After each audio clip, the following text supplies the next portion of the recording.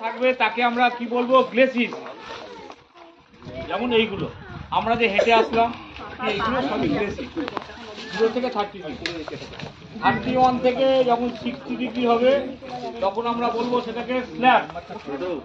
দেখো বইতে আছে স্ল্যাব। এবার 61 to 90 ডিগ্রি তখন আমরা বলবো ওয়াল। 30 গ্রাম ওয়াল হয়, 90 ডিগ্রি ওয়াল। ঠিক আছে।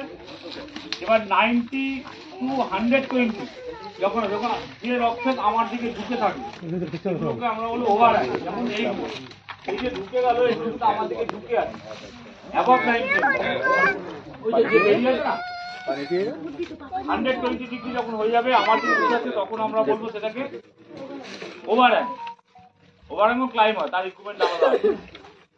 120 অ্যাবভ তখন কি বলবো, রূপ মানে ছাদ। ছাদ কি হয় এরকম